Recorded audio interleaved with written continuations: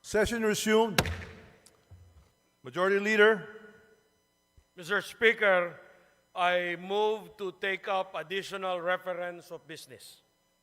The Secretary General is directed to read the additional reference of business.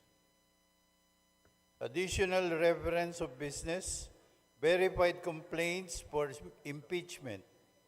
Impeachment complaint against Vice President Sara Z. Duterte filed by at least one-third of all the members of the House of Representatives on February 5, 2025.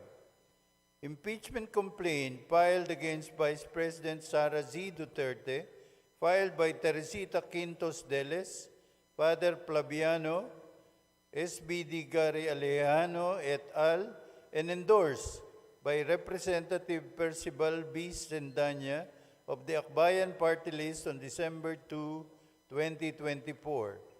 Impeachment complaint filed against Vice President Sara Z. Duterte, filed by Teodoro Casino, Lisa Masa, Nery Colomares et al., and endorsed by Representatives Franz de Castro of the ACT Teacher Party List, Representative Arlene D. Brosas of the Gabriela Party List, and Representative Raul Daniel A. Manuel of the Kabataan Party List on December 4, 2024.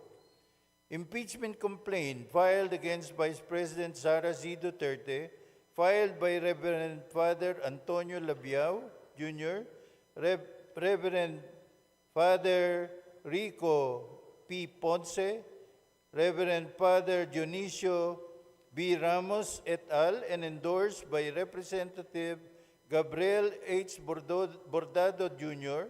of the 3rd District of Camarines Sur, and Representative Lex Anthony Chris A. Colada of the AMBIS OWA Party List on December 19, 2024. Majority Leader. Mr. Speaker, today, as provided for in our additional reference of business, a verified impeachment complaint against Vice President Sara Zimmerman Duterte has been filed by at least one-third of all the members of the House of Representatives on February 5, 2025. Mr. Speaker, for the record, may we inquire from the Secretary General the total membership of the House as of today, February 5, 2025. The Secretary General will please respond. Mr. Speaker, as of the present, the total number of members of the House of Representatives is 306. The Majority Leader is recognized. Mr. Speaker, may we inquire from the Secretary General how many members of the House verified and swore before him the impeachment complaint? Secretary General, please respond to the query of the Majority Leader. Yes, Mr. Speaker. Pursuant to Section 14, Rule 4 of the Rules of Procedures, in impeachment proceedings, the total number of House members who verified and swore before me this impeachment complaint is 215 House members.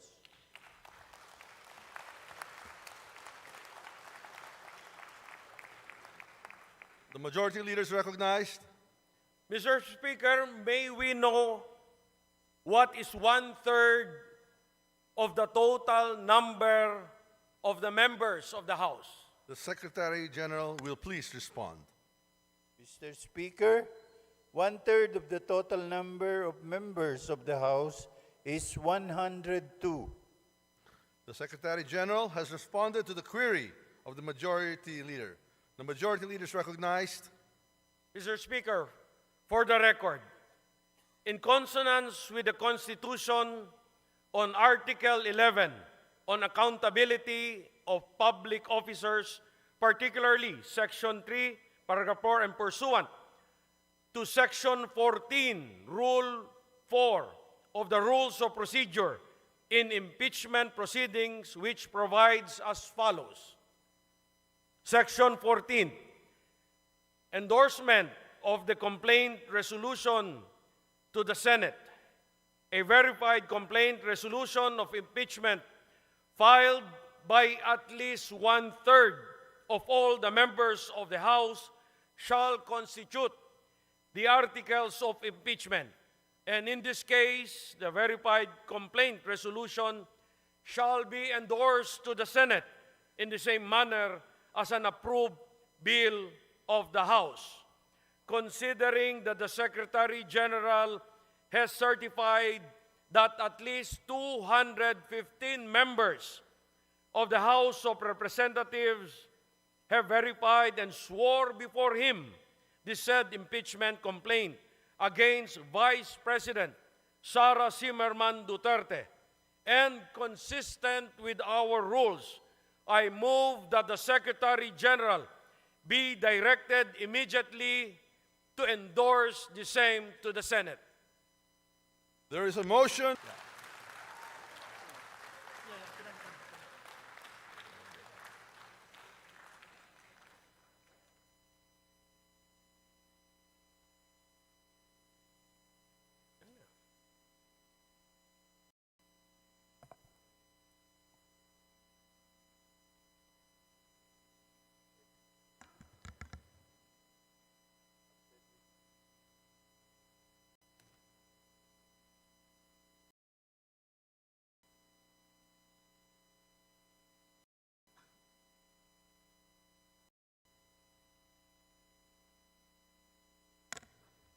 The session is resumed.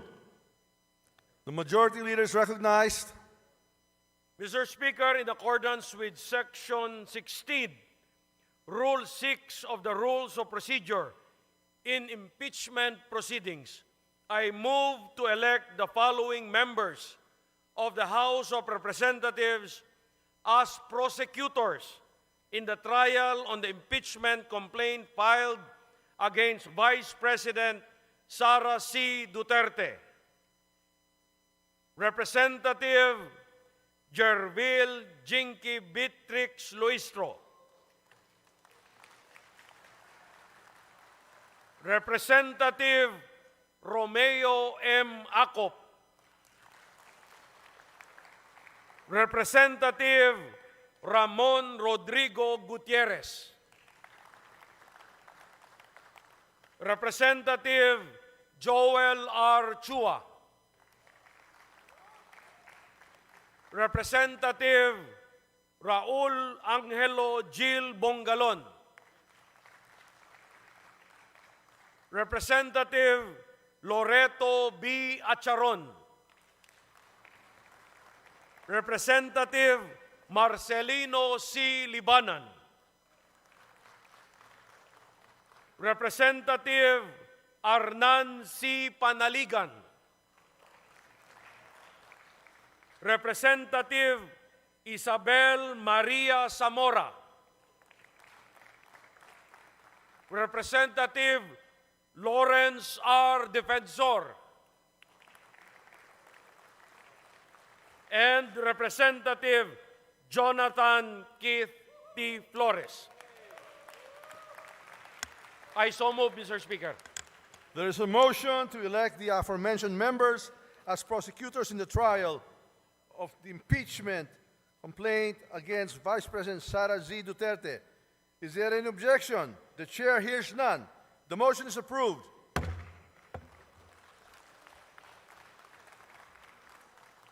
The majority leader is recognized. Mr. Speaker, in the additional reference of business earlier read by the Secretary General, there are 3 other impeachment complaints filed against Vice President Sara C. Duterte. These are the impeachment complaint filed by Teresita Quintos Deles, Father Flaviano Villanueva, Gary Alejano et al. And endorsed by Representative Percival Sedanya of Akbayan Party List on December 2, 2024. Next is an impeachment complaint filed by Teodoro Casino, Lisa Masa, Nery Colmenares et al. And endorsed by Representative Franz L. Castro of ACT Teachers Party List, Representative Arlene Brosas of Gabriela Party List, and Representative Raul Daniel Manuel of Kabataan Party List on December 4, 2024. And the last one, Mr. Speaker, the third one, impeachment complaint filed by Reverend Father Antonio Labiao Jr., Reverend Father Rico Ponce, Reverend Father Dionisio Ramos et al., and endorsed by Representative Gabriel Bordado Jr. of the 3rd District of Camarines Sur, and Representative Lex Anthony Chris Colada of Ambis OWA Party List on December 19, 2024. Pursuant to our rules of procedure in the impeachment proceedings, considering that the plenary has already transmitted to the Senate the impeachment complaint filed by 215 members on February 5, 2025, that is today, I move that the 3 other impeachment complaints filed on December 2, 2024, December 4, 2024, and December 19, 2024, be transmitted to the archives. I so move, Mr. Speaker. There is a motion to transmit to the archives the aforementioned 3 impeachment complaints filed last December 2, 4, and 19, 2024. Is there any objection? The chair hears none. The motion is approved. These impeachment complaints are transmitted to the archives. Mr. Speaker, I move to suspend session for a few minutes. Session suspended.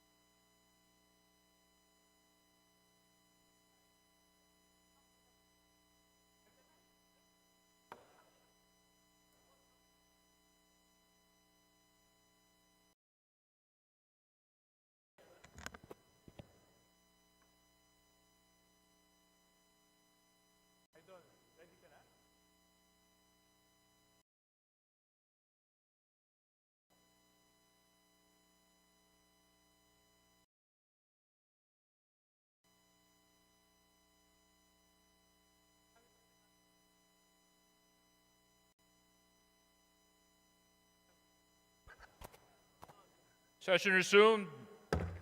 Majority Leader. Mr. Speaker, I move to recognize the guests of Honorable Dimsar Sali of the Lone District of Tawi-Tawi, and these are the personnel of the Ministry of Basic, Higher, and Technical Education, led by the Provincial Director, Mariam Nuruddin. Is there any objection? There being none. The guests, Mr. Speaker, of Congressman Dimsar Sali, we would like to have them recognized. And these are the personnel of the Ministry of TESDA Tawi-Tawi, led by Provincial Director Mariam Nuruddin. To the guests of our dear representative from Tawi-Tawi. Welcome to the House of Representatives.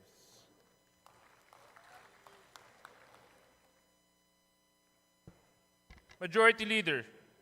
Mr. Speaker, under the calendar of business for the day, I move that we consider House Bill number 11354 under Committee Report 1365 submitted by the Committee on Justice.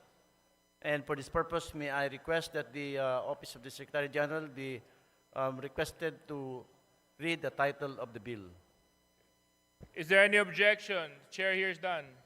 The Secretary General is hereby directed to read the title of the said bill.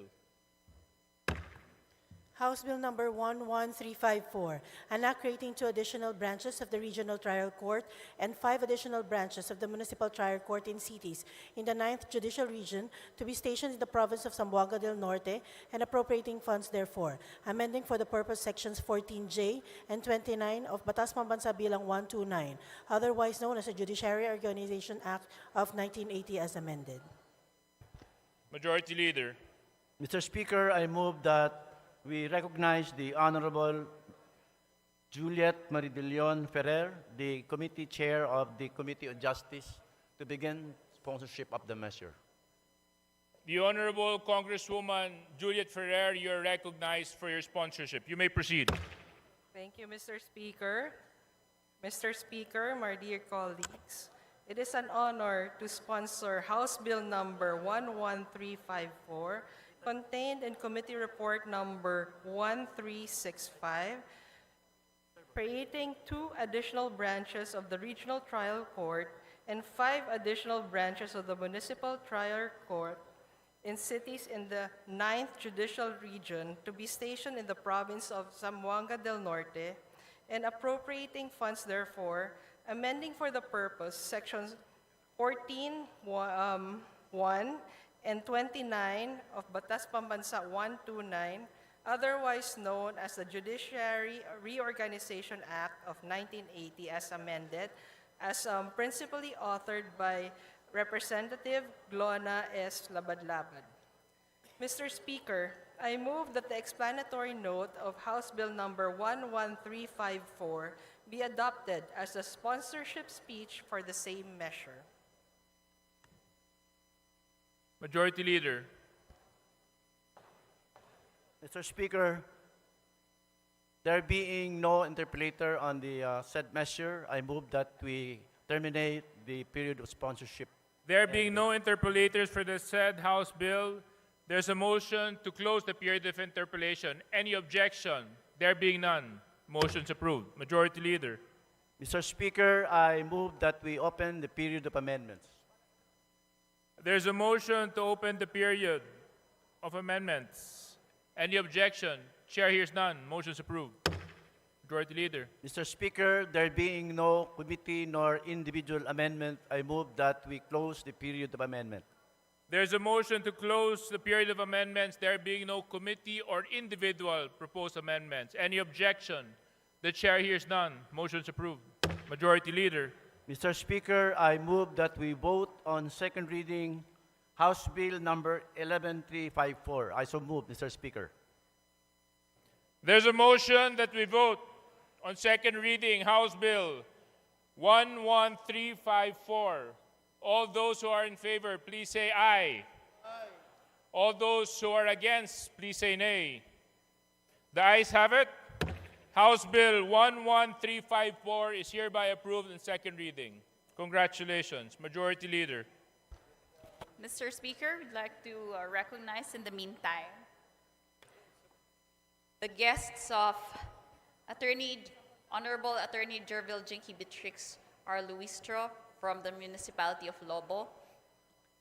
These are Vice Mayor Angelito H. Abiera, Jordan Rojero, Edwin Macalalad, Dennis Magnaye, Ariel Camo, Christian Lumanglas, Jerwin Balmes, Albert De Chavez, Marvin J. Abdon, Maria Lieca Alcantara, Noel De Chavez, Emerlon Menes, Jomer Ramirez, Ronald Marsigan, Jose Delica, Mike Ledesma, Jeffrey Anuran, Jeremy Ilagan, Carl Vincent Castillo, Ralphie Ilagan, Gilbert Garzon, Jason Lester Castillo, Jake Paglikawan, Eddie Safrudin, Reynaldo Guno Jr., Remy Ilagan Nuestro, Marlon Anyayahan, Morlon Campang, Leo Cerezo, John Mariel Cerezo, Florentino Di Maano, Ricky Baxa, Anieline Abol, Fernando Abol, Arias Balmes, Sheila May Perez, Christian Ramirez, J.R. Ramirez, Chito Albania, Pedong Carandang, Brando Dueñas, RJ Castillo, Randolph Limbaga, Norberto Abanillo Jr., Brian Capili, Mark Anthony Delmo, Jamerica Joy, Evangelista, Marvin Alvarez, Ryan de las Alas, Hernan Atienza, Kurt Francis Nara, Renel De Chavez, Joler Adoptante, Jovelyn Ramirez, Lorelie Frane, Cecil Asi, and Karina Adalia.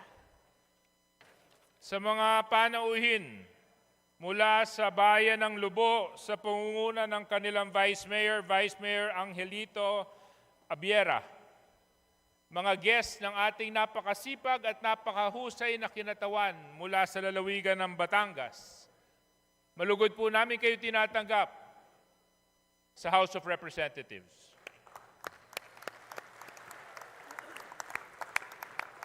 Majority Leader. Mr. Speaker, also under the calendar of business for the day, I move to take up House Bill number 11382 under Committee Report number 1392, and may we ask the Secretary General to read the title of the measure. Is there any objection? The Chair hears none. The Secretary General is hereby directed to read the title of the said House Bill. House Bill 11382, an act creating 2 additional branches of the Municipal Trial Court in cities in the 11th Judicial Region to be stationed in the city of Coronadal, province of South Cotabato, and appropriating funds therefore, amending for the purpose Section 29 of Batas Pambansa Bilang 129, otherwise known as the Judiciary Reorganization Act of 1980 as amended. Majority Leader. Mr. Speaker, we move to open the period of sponsorship and debate. Is there any objection? The Chair hears none. The period of sponsorship and debate is hereby open. Majority Leader. Mr. Speaker, I move that we recognize Representative Juliet Ferrer to sponsor the measure. The Representative Juliet Ferrer, you may proceed for your sponsorship. Thank you, Mr. Speaker. Mr. Speaker, my esteemed colleagues, it is my honor to sponsor House Bill number 11382, contained in Committee Report 1392, principally authored by Representative Peter B. Miguel, creating 2 additional branches of the Municipal Trial Court in cities in the 11th Judicial Region to be stationed in the city of Coronadal, province of South Cotabato, and appropriating funds therefore, amending for the purpose Section 29 of Batas Pambansa 129, otherwise known as the Judiciary Reorganization Act of 1980 as amended. Mr. Speaker, I respectfully submit that the explanatory note of House Bill number 11382 to be adopted as a sponsorship speech for the said measure, Mr. Speaker. Majority Leader. Mr. Speaker, there being no interpellators, we move that we close the period of sponsorship and debate. There's a motion that we close the period of interpellation, there being no interpellators. Any objection? The Chair hears none. Motion's approved. Majority Leader. Mr. Speaker, I move that we open the period of amendments.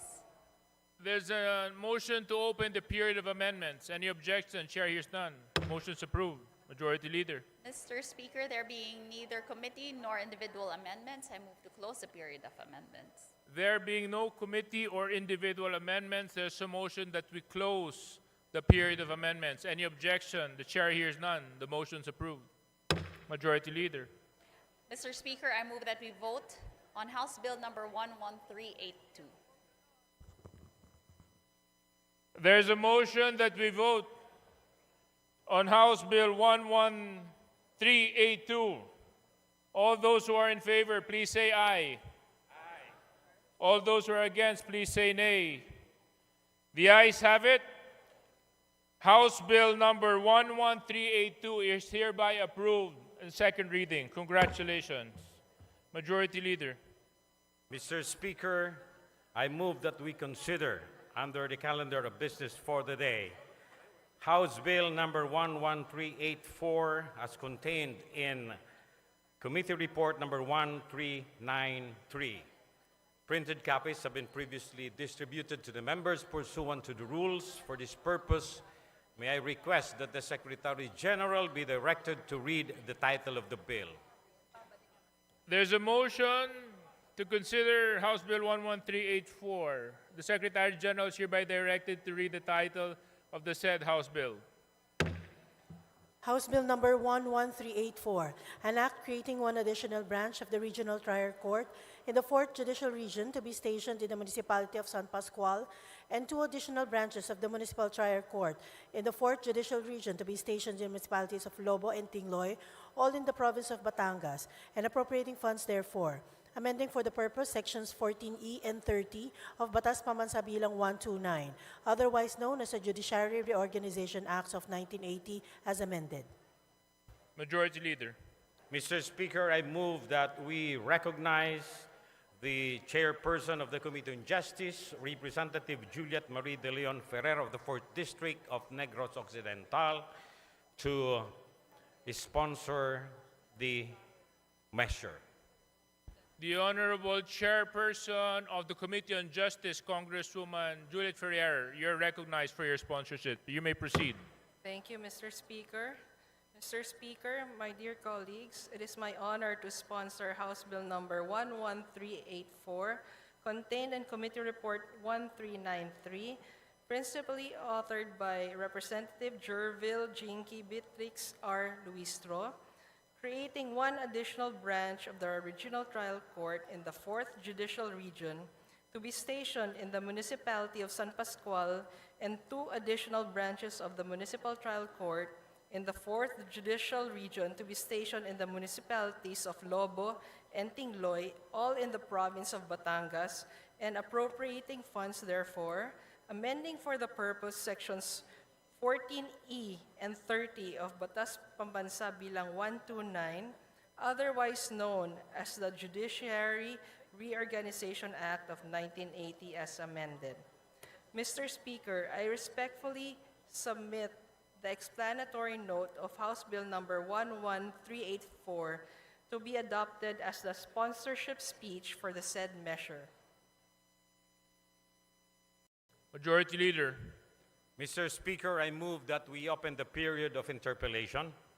There's a motion that we open the period of interpellation. Any objection? Motion's approved. Majority Leader. Mr. Speaker, there being no member who wishes to interpellate, I move that we close the period of interpellation. Is there any objection? Motion's approved. Majority Leader. Mr. Speaker, I move that we open the period of amendment. There's a motion that we open the period of amendments. Any objection? Chair hears none. Motion's approved. Majority Leader. Mr. Speaker, there being no individual nor committee amendment, I move that we terminate the period of amendments. There's a motion that we terminate the period of amendments, there being no committee or individual amendments. Any objection? The chair hears none. Motion's approved. Majority Leader.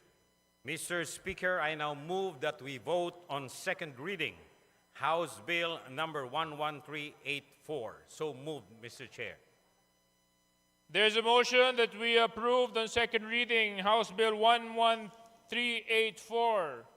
All those who are in favor, please say aye. All those who are against, please say nay. The ayes have it. House Bill number 11384 is hereby approved in second reading. Congratulations. Thank Majority you, Mr. Leader. Speaker. Mr. Speaker, I move that we now proceed with the additional reference of business and request that the Secretary General be directed to read the titles of bills and resolutions on first reading, as well as the communications and committee reports. Secretary General, you may proceed. Additional reference of business, bills on first reading. House Bill 11417, further amending Section 6 and 9 of the Charter of Palampon Polytechnic State University by Representative Gomez. To the Committee on Higher and Technical Education. House Bill 11418, mandatory allocating budget for youth programs in the local government by Representative Hernandez. To the Committee on Local Government. House Bill 11419, granting free maintenance medicines to senior citizens by Representative Hernandez. To the Committee on Senior Citizens. House Bill 11420, institutionalizing the Philippine National Games by Representative Gomez. To the Committee on Youth and Sports Development. House Bill 11422, providing for monthly stipend for students in state universities and colleges whose parents are enrolled in the 4Ps by Representative Sendanya. To the Committee on Higher and Technical Education. House Bill 11424, providing for the revised charter of the Overseas Filipino Bank by Representative Salo. To the Committee on Banks and Financial Intermediaries. House Bill 11425, amending the Creating a People's Small-Scale Mining Program and for Other Purposes Act by Representative Yap Eric. To the Committee on Natural Resources. House Bill 11426, enhancing the protection and welfare standards for migrant workers through expanded compulsory insurance coverage by Representative Vargas Alfonso. To the Committee on Overseas Workers Affairs. House Bill 11427, streamlining the registration and licensing of Minahang Bayan and ensuring environmental protection and responsible mining in the utilization of mineral resources by Representative Yap Eric. To the Committee on Natural Resources. House Bill 11428, amending Article 1, Section 5 of the National Commission on Muslim Filipinos Act of 2009 by Representative Macapagal Arroyo. To the Committee on Muslim Affairs. House Bill 11432, addressing the shortage of principals in public schools and for this purpose mandating a one school, one principal policy by Representative Castro Franz. To the Committee on Basic Education and Culture. House Bill 11433, strengthening the Philippine Coast Guard by introducing policy and organizational reforms by Representative Madrona. To the Committee on Transportation. House Bill 11435, converting the municipality of Isulan, province of Sultan Kudarat, into a component city to be known as the City of Isulan by Representative Sakaluran. To the Committee on Local Government. House Bill 11436, naming the Cebu-Cordova Link Expressway to Raul V. Del Mar Bridge by Representative Del Mar. To the Committee on Public Works. Resolutions. House Resolution 2224, congratulating and commending Chino Tankonchan C. in the 51st All Japan Sambo Championships and Japan 2025 International Competition held in Tokyo, Japan in January 2025 and for bringing honor and pride to the country and the Filipino people by Representative Gomez. To the Committee on Youth and Sports Development. House Resolution 2225, urging the Committees on Agrarian Reform and Cooperatives Development to jointly conduct an investigation on the reported exploitation and violations committed by Agumil Philippines Incorporated against palm oil cooperatives and farmers in Palawan that resulted in heavy debts and displacement from their own lands by Representative Brosas Castro Franz and Manuel. To the Committee on Rules. House Resolution 2226, urging the Executive Department through the DFA and the DOF to continue to participate actively at the United Nations Tax Convention negotiations from February 3 to 6, 2025, and to vote with all developing countries for the adoption of a comprehensive and progressive United Nations Tax Convention by Representative Sendanya. To the Committee on Foreign Affairs. House Resolution 2228, urging the Department of Labor and Employment, the Department of Migrant Workers, and the Department of Foreign Affairs to craft a comprehensive plan of action to address the impact of United States President Donald Trump's immigration policies on Filipino migrants in the United States by Representative Salo. To the Committee on Foreign Affairs. House Resolution 2229, calling the appropriate committee to conduct an inquiry into the alleged condominium oversupply in Metro Manila by Representative Copilar. To the Committee on Rules. Communications. Letters dated January 24, 2025 of the BSP Bank Officer 6, Office of the General Counsel and Legal Services, transmitting to the House of Representatives duly certified copies of certain BSP issuances. To the Committee on Banks and Financial Intermediaries. Committee reports. Committee Report 1414 submitted by the Committees on Social Services, Appropriations, and Committee on Ways and Means on House Bill 11423. Committee Report 1415 submitted by the Committees on Agriculture and Food and Appropriations on House Bill 11429. Committee Report numbers 1416 and 1418 submitted by the Committee on Youth and Sports Development on House Resolution 2227 and House Bill 11431. Committee Report 1417 submitted by the Committees on Disaster Resilience and Appropriations on House Bill 11430. Committee Report 1419 submitted by the Committees on Civil Service and Professional Regulation, Appropriations, and Ways and Means on House Bill 11434. Committee Report 1420 submitted by the Committee on Civil Service and Professional Regulation on House Bill 11437. Committee Report 1421 submitted by the Committee on Metro Manila Development on the privileged speech 00181. The aforementioned committee reports are all referred to the Committee on Rules. Majority Leader. Mr. Speaker, I move that we recognize the guests of Antonieta R. Udela from the 2nd District of Zamboanga, Sibugay. The following visitors: Aniseta Awit, Merlita Awit, Christine Irene Bulan, Plaridel Caparas, Joel Jeffrey Awit, and Caleb Bulan. To the guests of Congresswoman Antoinette Ate Tata Udela from Zamboanga, Sibugay, welcome to the House of Representatives. Majority Leader. Mr. Speaker, under the calendar of business for the day, I move that we consider House Bill number 11400 as contained in the Committee Report number 1405, and for this purpose, may I request the Secretary General to read the title of the bill. Is there any objection? The chair hears none. Motion is approved. The Secretary General is hereby directed to read the title of the said House Bill. House Bill 11400, an act expanding the coverage of the senior citizens' privileges and benefits, further amending Republic Act number 7432 as amended, entitled, An Act to Maximize the Contribution of Senior Citizens to Nation Building, Grant Benefits and Special Privileges, and for other purposes. Majority Leader. Mr. Speaker, I move that the chairperson of the Committee on Senior Citizens, Representative Rodolfo Ompong Ordanes, be recognized to begin his sponsorship of the measure. Is there any objection? The chair hears none. The chairperson on the Committee on Senior Citizen, Congressman Ompong Ordanes, you may now proceed for your sponsorship.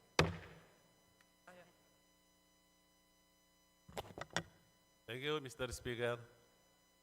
And good afternoon to all our guests and colleagues in this august chamber.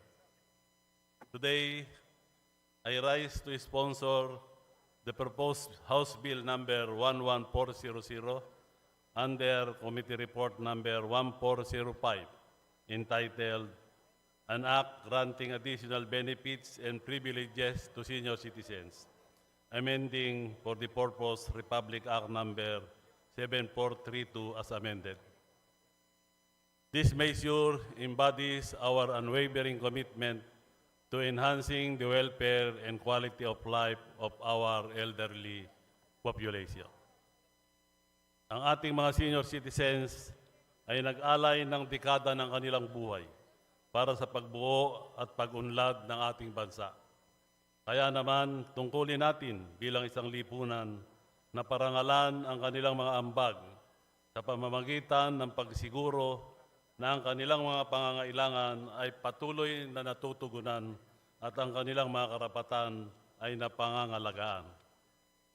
As such, this bill proposes a compilation of amendments to expand the benefits and privileges granted to senior citizens. Third-party apps and websites like Grab, Foodpanda, Shopee, and Lazada have become essential to the Philippine economy. The rapid growth of digital technology has made it easier to access and provide products and services for the comfort of our homes. This shift became especially evident during the COVID-19 pandemic, when mobility restrictions pushed everyone, including senior citizens, to rely on the internet and digital platforms for basic needs. Sa investigasyong sinagawa ng Committees of Ways and Means, Senior Citizens at Special Committee on Persons with Disabilities noong nakaraang taon, isa sa pinakamalaking isyong lumutang ay ang hindi pagbibigay o pagtanggi ng mga nararapat na diskwento na nakasaad sa batas para sa ating mga senior citizens tuwing sila'y bumibili o nag-o-order online. This bill addresses a gap in Republic Act 9994 or the expanded Senior Citizens Act of 2010, which does not clearly apply discounts to online transactions. While we recognize the efforts of government agencies like the DTI, DA, and DOE in issuing Joint Memorandum Number 02, Series of 2024 to enforce senior citizen and PWD benefits for online purchases, we see the need to enshrine this provision into law for stricter enforcement. Further, this representation believes that the state and the private sector are responsible for enhancing the general public's welfare, thus introducing the role of HMOs and insurance. However, even with health plan enrollment and insurance benefits, many senior citizens still struggle to afford hospitalization and major surgery costs. This proposed amendment seeks to ensure that individuals covered by healthcare and insurance providers can still access the government-granted benefits by including payments made through HMOs and insurance companies. We can help ease financial burdens and ensure everyone receives necessary medical care. These proposed discounts and tax benefits will also help address the essential needs of senior citizens, reducing their financial burdens by covering essential goods such as medicines, food supplements, utilities, transportation via transport network vehicle services, toll fees in skyways and expressways, parking, and professional health care. The additional benefits including a 15% discount in electricity and water utilities, 8.5% special discounts on basic necessities, corresponding exemptions, and an increase in debt benefit assistance to 25,000 pesos. Directly improve the affordability of essential services and commodities. Moreover, expanded privileges like exemptions from parking fees and the Unified Vehicular Volume Program if a senior citizen is on board the vehicle, and discounts on traffic fines demonstrate the government's respect and care for our mobility and dignity. My dear colleagues, this bill is more than just a piece of legislation. It is a statement of our nation's gratitude to this valuable sector. As such, I strongly urge this august body to approve this measure. Together, Let us continue to build a society where the rights and needs of our elderly are continuously cherished and safeguarded. Maraming salamat po.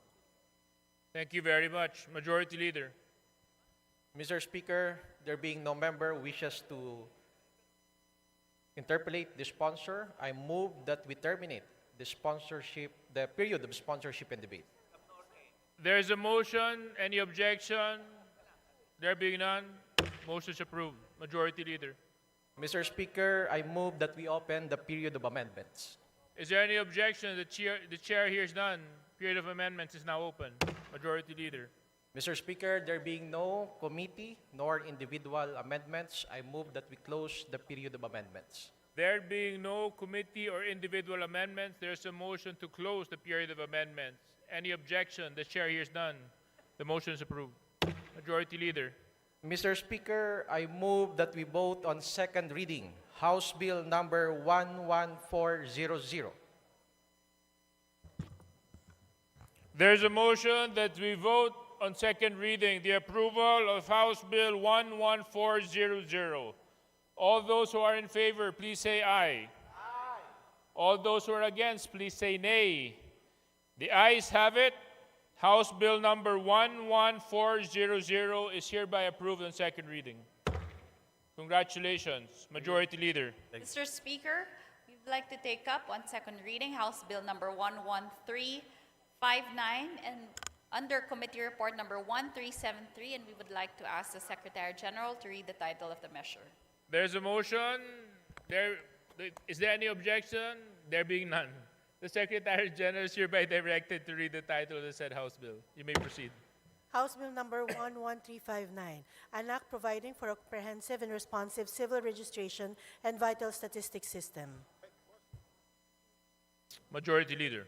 Mr. Speaker, I move to open the period of sponsorship and debate. Is there any objection? The chair hears none.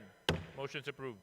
Majority Leader. Mr. Speaker, I move to recognize Representative Angelica Natasha Ko of the party list BHW to sponsor the measure. Congresswoman Angelica Natasha Ko of the BHW party list, you're hereby recognized for your sponsorship. You may proceed. Thank you, Mr. Speaker. Honorable Speaker, distinguished colleagues, and fellow public servants, a pleasant day to all. On behalf of the Chairperson of the Committee on Population and Family Relations, Representative Ian Paul D., it is with great honor and deep responsibility that I stand before you today to sponsor and strongly advocate for the immediate passage of House Bill number 11359 in substitution of House Bills numbered 4480, 8823, and 9572, entitled An Act Providing for a Comprehensive and Responsive Civil Registration and Vital Statistics System. This measure represents a long overdue and transformative reform as the country's civil registration system is a 1930s law. The current civil registration framework is governed by Act number 3753, also known as the Civil Registry Law of the Philippines, which was enacted into law on the 26th of November 1930. While we accept the importance of our old law, this proposed measure will ensure the accurate, effective, and inclusive documentation of vital events in the lives of all Filipinos. While Act number 3753 laid the foundation for civil registration, it is imperative to update and reform this almost century-old law to align our civil registry system with technological advancements, international best practices, and the evolving needs of governance. Honorable Speaker, the civil registration serves as the foundation of legal identity of every Filipino. A birth certificate is not merely a document. It is the key that unlocks fundamental rights and access to essential services such as education, healthcare, employment, social protection programs, and legal recognition. However, despite its undeniable importance, our current civil registration system remains burdened by systematic inefficiencies and challenges that undermine its effectiveness. Among these persistent issues are the fraudulent registrations of vital records uncovered during the Quad Committee deliberations, delays in birth registration, inaccessibility of civil registry services in geographically isolated and remote areas. Data inconsistencies and data management issues stemming from the absence of a unified digital platform for securing and maintaining the vital records. The Philippine Civil Registry Act seeks to address these challenges and institutionalize a modern, efficient, and responsive civil registration system through the establishment of the Philippine Civil Registration Authority, a specialized and independent entity distinct from the PSA's census, demographic, and statistical functions mandated to administer and oversee the civil registration, promulgate and enforce policies, rules and regulations, establish and maintain the Philippine Civil Registry database, and ensure universal and accessible registration of vital records.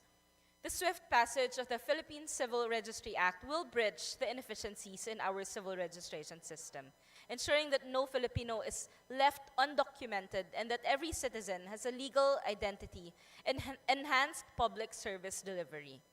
This will streamline processes with stronger data security and fraud prevention, improve coordination with national and local government units, and promote economic growth and global competitiveness. Honorable colleagues, this proposed legislation is not merely an administrative reform. It is a matter of social justice, governance, and national development. Delays in its passage mean continued inefficiencies, gaps in identity documentation, and lost opportunities for many Filipinos. I humbly call upon each of you to support the immediate passage of the Philippine Civil Registry Act. Let us act with resolve and urgency to institutionalize a modern, inclusive, efficient, and responsive civil registration system, one that serves not only the present generation, but also those to come. Thank you very much.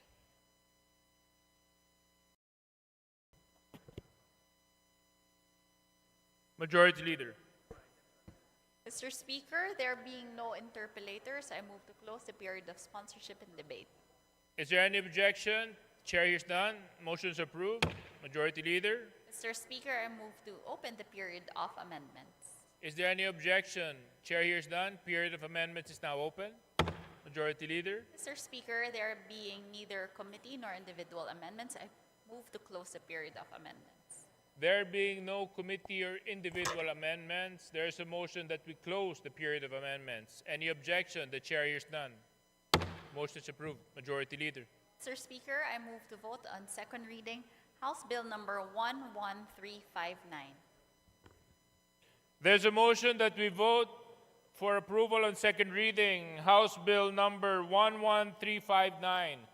All those who are in favor, please say aye. All those who are against, please say nay. The ayes have it. House Bill number 11359 is hereby approved on second reading. Congratulations. Majority Leader. Mr. Speaker, pursuant to our rules governing inquiries in aid of legislation, I move to refer the speech of Representative Zia Alonto Adyong, delivered on January 27, 2025, to the Committee on Public Accounts. Is there any objection? Motion hereby approved and referred to the Committee on Public Accounts. Majority Leader. Mr. Speaker, the House and the Senate have approved on third reading House Bill number 6557 and Senate Bill number 2838, respectively, providing for the Magna Carta of Barangay Health Workers. We have been informed that the Committee on Local Government, sponsor of House Bill number 6557, as well as the authors thereof, are in concurrence with the provisions of Senate Bill number 2838. In accordance with our rules, I move to adopt Senate Bill number 2838 as an amendment to House Bill number 6557. There's a motion to adopt Senate Bill number 2838 as amended to House Bill number 6557. Is there any objection? The chair hears none. The motion is approved. Senate Bill number 2838 is adopted as an amendment to House Bill number 6557. Majority Leader. Mr. Speaker, the Senate passed with amendments House Bill Number 10841, strengthening the Philippine Coast Guard by introducing policy and organizational reforms. We have been informed that the Committee on Transportation, the sponsor of the aforementioned House Bill, as well as the authors thereof, have no objections to the amendments of the Senate to the said measure. In accordance with our rules, I move to concur with the Senate amendments to House Bill Number 10841. There is a motion to concur with the Senate amendments to the House Bill Number 10841. Is there any objection? The chair is none. The motion is approved. Floor Leader.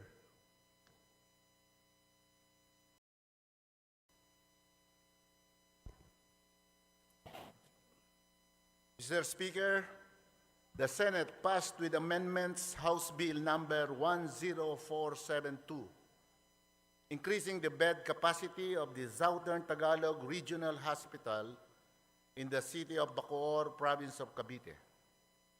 We have been informed that the Committee on Health, sponsor of the aforementioned House Bill, as well as the authors, has no objections to the amendments of the Senate to the said measure. In accordance with our rules, I move to concur with the Senate amendments to House Bill Number 10472.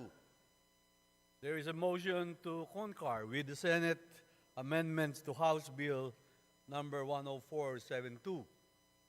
Is there any objection? The chair is none. The motion is approved. Floor Leader. Mr. Speaker, the Senate passed with amendments House Bill Number 10081, increasing the bed capacity of the Region 1 Medical Center in the city of Dagupan, province of Pangasinan. We have been informed that the Committee on Health, sponsor of the aforementioned House Bill, as well as the authors, has no objections to the amendments of the Senate to the said measure. In accordance with our rules, I move to concur with the Senate amendments to House Bill Number 10081. There is a motion to concur with the Senate amendment to the House Bill Number 10081. Is there any objection? The chair is none. The motion is approved. Majority Floor Leader. Mr. Speaker, the Senate passed with amendments House Bill Number 8925, requiring the proper and immediate burial of Muslim cadavers in accordance with the Islamic rites. We have been informed that the Committee on Muslim Affairs, sponsor of the aforementioned House Bill, as well as the authors, has no objections to the amendments of the Senate to the said measure. In accordance with our rules, I move to concur with the Senate amendments to House Bill Number 8925. There is a motion to concur with the Senate amendment to the House Bill Number 8925. Is there any objection? The chair is none. The motion is approved. Majority Leader.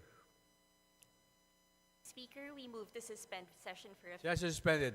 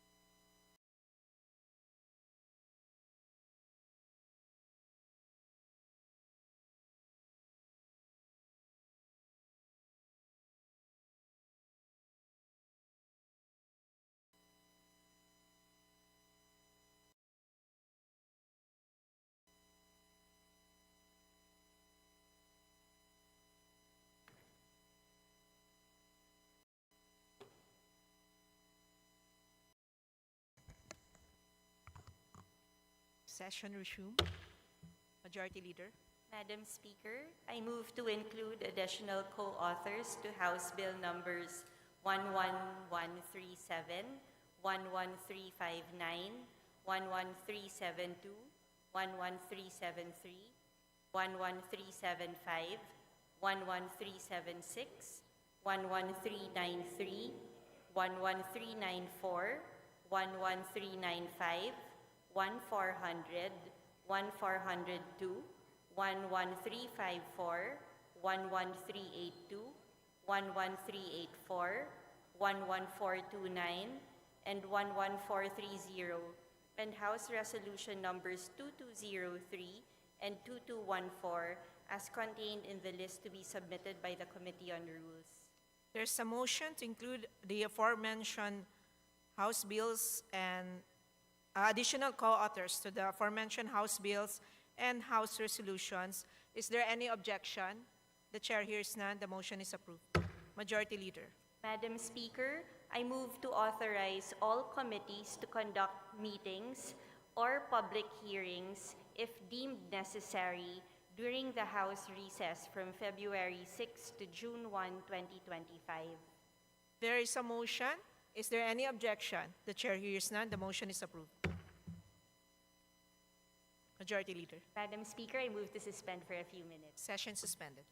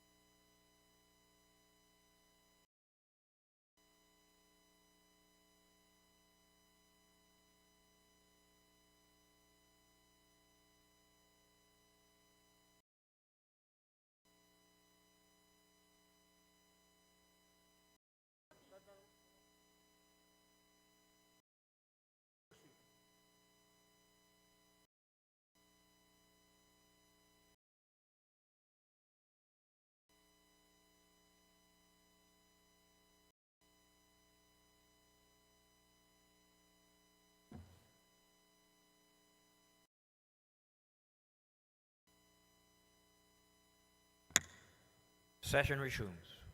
Majority Leader.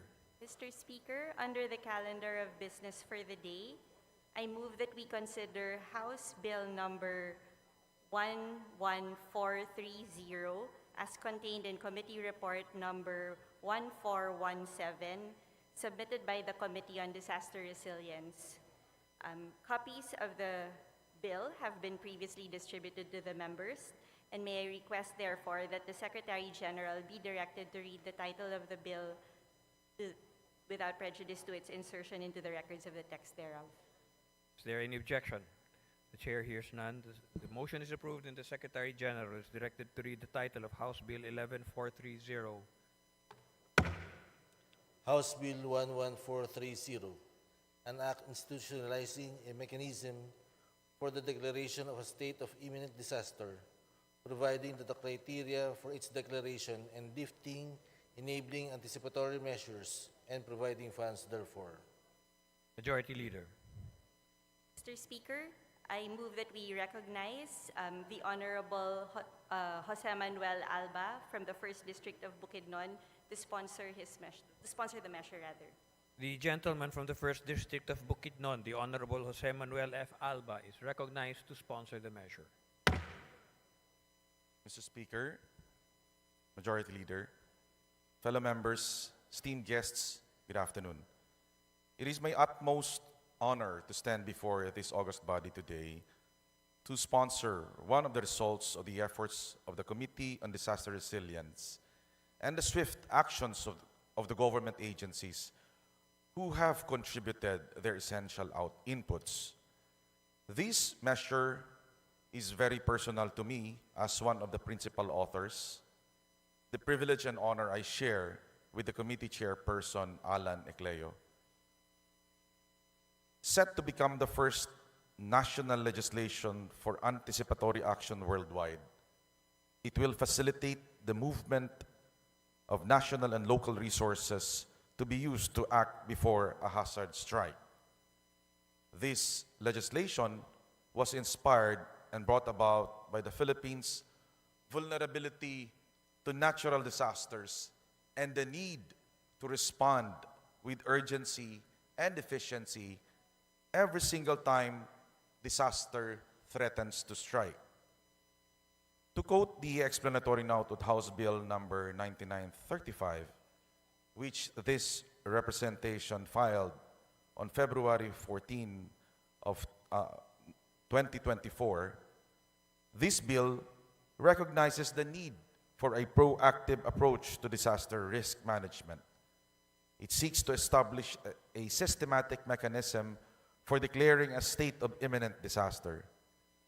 This mechanism will enable the government to anticipate and respond effectively to impending disasters, thereby minimizing their adverse impacts on vulnerable communities and enhancing the country's resilience to disasters.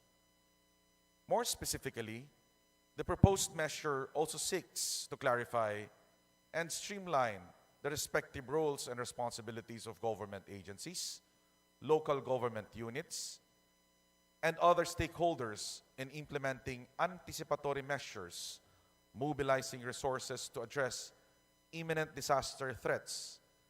The anticipatory action protocol under this bill, or the step-by-step implementation of anticipatory action based on the activation of predetermined triggers, aim to make sure all actions towards prevention, response, and recovery are done effectively and efficiently. The bill also aims to impress upon our responders and officials the no-regrets approach as a way to inspire a rather overachieving anticipation of danger and zealous prevention of damage to life and property. This measure augments and strengthens the policies and measures that have been put in place by RA number 10121, also known as the Philippine Disaster Risk Reduction and Management Act of 2010. In the time that the Committee on Disaster Resilience has dedicated to deliberating, discussing, and working on this measure, its importance to our national disaster resilience policies is emphasized. It is our fervent hope as proponents of this measure that the House stands by and with us in our goal of making our nation strong, not only after a disaster, but more so before. With the support and permission of this august body, the passage of this measure is hereby respectfully sought. Thank you, Mr. Speaker. Majority Leader. Mr. Speaker, I move that we recognize the Representative Raul Daniel Manuel of Kabataan Party List for his interpellation. The gentleman from the Kabataan Party List, the Honorable Raul Manuel, is recognized for his interpellation. Thank you, Mr. Speaker. Well, the sponsor yield to just a few questions about this bill. It would be an honor to respond to the questions of the Honorable Manuel of Kabataan Party List. Salamat, Mr. Speaker. We share the intent of the sponsor na mas mapaghandaan natin ang iba't ibang forms of disasters sa ating bansa. Kaya ang magiging interpellation ko po, Mr. Speaker, would be a comparison between our mechanisms for declaration of state of imminent disaster, tsaka ang doon po mas familiar yung ating mga kababayan, yung state of calamity. So, ang unang tanong ko po, Mr. Speaker, is there any similar mechanism sa pag-declare ng state of calamity na makikarry over din dito sa mechanism for state of imminent disaster? And if there are any differences, mainam din pong marinig natin mula sa ating sponsor. Thank you, Mr. Speaker. Thank you, esteemed colleague. The most glaring difference between our existing declaration of state calamity and this particular measure is that the declaration of the state of calamity is actual after the fact, no? After the disaster occurs, then the government can now declare the state of calamity. It is actually a reactive measure that the government institution actually take right after a disaster strikes. No?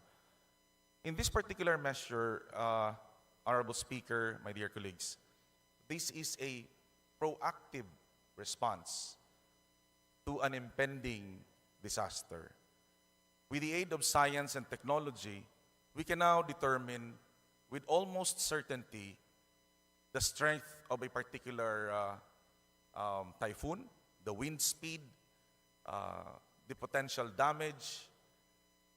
All are actually made available to us with the different government agencies, especially Pag-asa and DOST. So the idea is, what can we do knowing that this typhoon, whatever category it may be, knowing that this is actually bound to happen, what can we do to lessen the damage to our to life and property?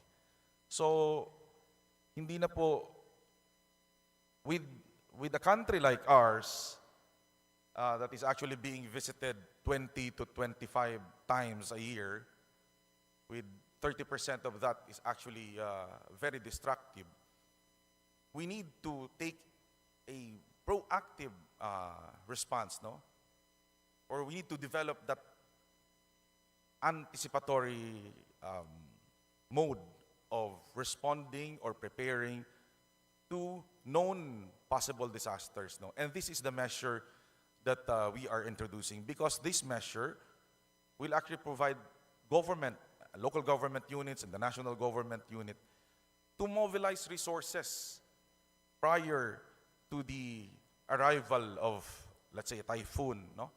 Kasi with the aid of science and pre-disaster risk assessment, we can now determine how much damage or where are the possible areas that will heavily hit by a typhoon. No? So, in a nutshell, parang ganito po yan, no? Para mas maunawaan ng ating mga kababayan. If you compare the cost of repairing a small bahay kubo versus providing that bahay kubo, the owner of the bahay kubo, of more resources to protect the structure, makikita naman po natin na mas malaki ang masisave ng ating pamahalaan, ng gobyerno, sa pagbibigay ng tulong to reinforce the shelter rather than after the disaster, you provide the necessary resources to build the bahay kubo from scratch. So yun po ang isang bagay na gusto nating ma-address. Pangalawa, sa kasalukuyang eksperyensya ng mga local government units, especially yung mga 4th and 5th class municipalities, which we all know have very limited LDRIM fund. Kung titingnan po natin paano sila, for example, evacuation. Saan po nila kukunin yung pang-evacuate na pera sa LDRIM fund prior to the disaster? Kung titingnan po natin yung 5%, 70% of that is actually allocated for preparedness and prevention and mitigation. The remaining 30% is actually the quick reaction fund. Marami pong nagsasabi sa atin na mahirap kasi yan, sir, galawin kasi makukuha kami kung may pre-evacuation. Lumalabas kasi na yung activity namin is already a form of response, preemptive response. That preemptive response is actually not captured in the 70%. So yun ang nagiging concern. So with this particular measure, we are introducing the concept of anticipatory action in the 70% of the LDRIM fund. So that in the event that there is an impending disaster and the result of the PDRA or the pre-disaster risk assessment suggests that a preemptive evacuation can be done, the budget for that mobilization, for the logistics and everything, can be sourced from the portion allocated for anticipatory action. So yun po yung gusto nating ma-address, kasi taon-taon nasasalanta tayo ng bagyo, taon-taon din po tayo nagre-rebuild ng mga bahay ng mga kababayan natin, and napakalaki po ng gastos natin for the rebuilding, rehabilitation. It is therefore our humble suggestion that we take proactive measures to prevent or to lessen the potential or to reduce the potential damage to the life and property of our kababayans. This is the heart and soul of this measure, Mr. Speaker, my esteemed colleague. Mr. Speaker, we see the wisdom in that, lalo na sa mga kababayan natin. For example, in my case, I live in hometown. Yung permanent residence po natin ay nasa isang coastal area. At sa mga kababayan po natin na pwedeng naninirahan sa mga lugar na relatively mas prone to risks like storm surge or yung mataas na level ng tides, lalo na kapag meron pang mga paparating na mga bagyo. In fact, kahit po alam nila na dapat sila mag-evacuate at merong mga panawagan na rin sa kanila ng barangay officials o ng mga LGU na mag-evacuate sila, may mga kababayan tayo na hindi agad-agad nag-evacuate. Hindi dahil matigas yung kanilang ulo o ayaw nilang makinig sa sinasabi sa kanila, pero dahil yung maliliit na mga bahay nila at kung anumang kagamitan na meron sila, para sa kanila, napaka-precious na yon. Kaya hindi nila kayang iwan yung kanilang mga gamit at kanilang mga bahay. Kaya may mga kababayan tayo na mas pinipili na medyo patagalin muna yung pagstay sa kanilang mga bahay. Tapos kapag lalong lumala na talaga sa kanilang sila mag-evacuate, pero given the choice, ayaw nilang iwan yung kanilang residence. Kaya kapag meron tayong ganitong state of imminent disaster, may declaration, tapos makakapag-mobilize ng pondo, then, of course, along with proper implementation, ito ay posibleng maging mainam na tulong sa ating mga kababayan. Kaya ang next na tanong ko, Mr. Speaker, is regarding the funding. Since based on what was mentioned by our sponsor, ay pareho pa rin ang fund source. It's the local DRRM fund.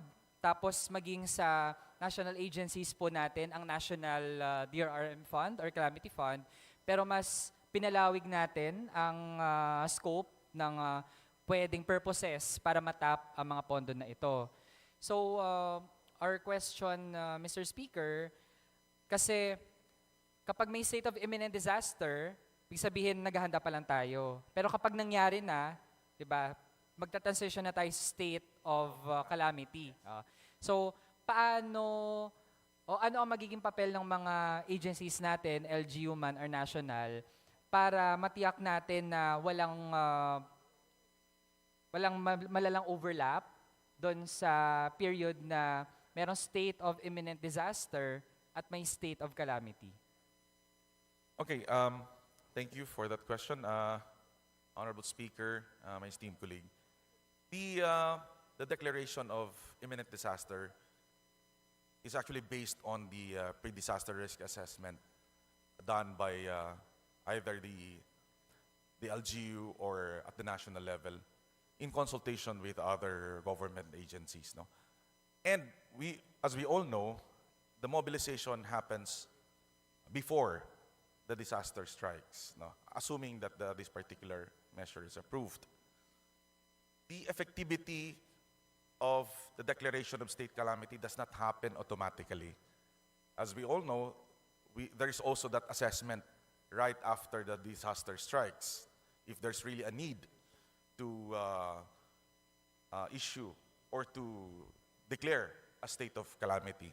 So these are actually two sets of processes that needs to happen, not simultaneously, but one after the other. So there's enough process, there's enough framework that will guide our decision makers. We're just adding a new framework or guideline that our decision makers can actually execute to provide more flexibility to our leaders in times of impending disasters. So I don't see any conflict or even overlap, except for the disaster itself. No, we have enough safeguards, and right after the disaster strikes, it does not automatically, there's no automatic transition to a state of calamity, because there has to be an assessment also of the damage, the extent of the damage, no, before a declaration can be made. So, with that, Mr. Speaker, I have no further questions sa ating sponsor, and we join him in securing the sufficient funds and preparations for disasters in the different parts of our country, especially in the Philippines, which currently ranks as the most risk-prone country in terms of climate disaster. So, maraming salamat, Mr. Speaker, at sa ating sponsor. thank you, my esteemed colleague, Mr. Speaker. Majority Leader. Mr. Speaker, there being no other members who wish to interpolate the sponsor, I move that we close the period of sponsorship and debate. Is there any objection? The chair hears none. The period of sponsorship and debate is hereby closed. Majority Leader. Mr. Speaker, I move that we open the period of amendments. Is there any objection? Chair hears none. The period of amendments is hereby opened. Majority Leader. Mr. Speaker, there being no committee or individual amendments, I move that we close the period of amendments. Is there any objection? Chair hears none. The period of amendments is hereby closed. Majority Leader. Mr. Speaker, I move that we vote on second reading, House Bill number 11430. As many as are in favor of House Bill 11430, please say aye. Those opposed, please say nay. The ayes have it. House Bill 11430 is hereby approved on second reading. Congratulations. Majority Leader. Mr. Speaker, under the calendar of business for the day, I move that we consider House Bill number 11429 as contained in Committee Report number 1415, submitted by the Committee on Agriculture and Food. Copies of the bill have been previously distributed to the members, and I therefore request that the Secretary General be instructed to read the title of the bill. Is there any objection? The Chair hears none. The motion is approved, and the Secretary General is directed to read the title of House Bill 114329. House Bill number 11429, an act establishing a national program for the malunggay industry and appropriating funds therefore. Majority Leader. Mr. Speaker, I move that we open the period of sponsorship and debate. Is there any objection? The period of sponsorship and debate is hereby open. Majority Leader. Mr. Speaker, I move that we recognize the Honorable Michaela and Angela B. Swansing of the 1st District of Nueva Ecija to sponsor the measure. The lady from the 1st District of Nueva Ecija, the Honorable Micaela Angela B. Swansing, Vice Chairperson, Committee of Agriculture and Food, is recognized to sponsor the measure. Thank you very much, Mr. Speaker. Mr. Speaker, my esteemed colleagues, good afternoon. As Vice Chairperson of the Committee on Agriculture and Food, it is my honor to sponsor House Bill number 11429 on behalf of the Chairman of the Committee on Agriculture and Food, the Honorable Wilfredo Mark M. Enverga. The bill, entitled An Act Establishing a National Program for the Malunggay Industry and Appropriating Funds Therefore, seeks to establish a national program for the comprehensive development of the malunggay industry in order to 1. Improve the investment climate, 2. Boost competencies and efficiency of agribusiness, 3. Promote malunggay as a source of livelihood for poverty alleviation, and 4. Maximize its utilization for health and nutrition. The goal is consistent with the Declaration of Policy of Republic Act number 7900, the High Value Crops Development Act of 1995, which is to accelerate the growth and development of agriculture, enhance productivity and incomes of farmers and the rural population, improve the investment climate, competencies and efficiency of agribusiness, and to develop high-value crops as export crops. House Bill number 11429 will institutionalize the interventions for the promotion and development of the malunggay industry from production to marketing, including export, and will pave the way for harmonized and integrated interventions from both the public and the private sector. This measure will be the mechanism to address the gaps and other challenges affecting the value chain of the industry, which includes production, processing, marketing, and export, among others. The key provisions of House Bill number 11429 are as follows. First, it creates the Malunggay Industry Development Committee to be chaired by the Secretary of the Department of Agriculture and shall coordinate with various organizations to organize the moringa producers, processors, input producers and suppliers, domestic and international marketers, traders, as well as allied and related industries into an umbrella organization. Second, it defines the roles of various government agencies to ensure the effective implementation of this act. Third, it formulates a 5-year framework for development which shall serve as a guide in the formulation and implementation of plans, programs, and projects for the advancement of the industry.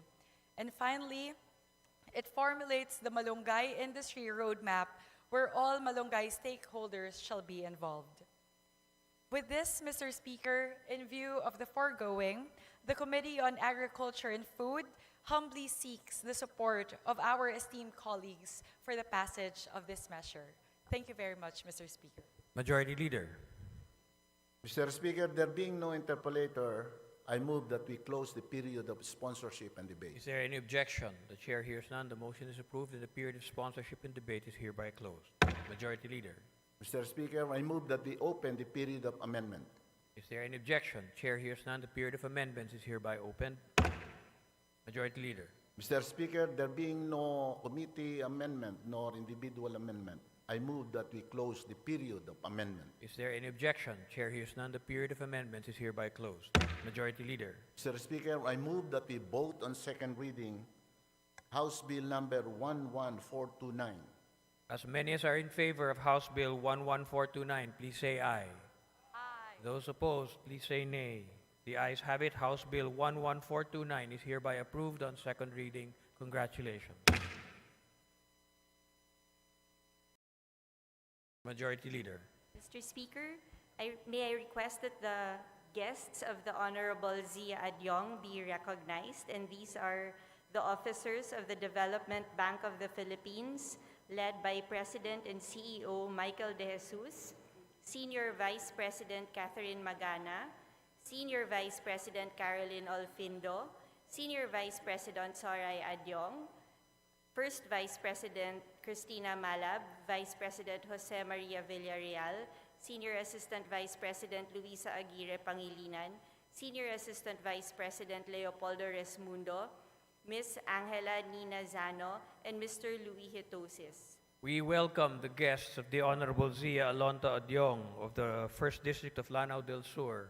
They are guests from the officers of the Development Bank of the Philippines, led by President and CEO, my friend Michael De Jesus.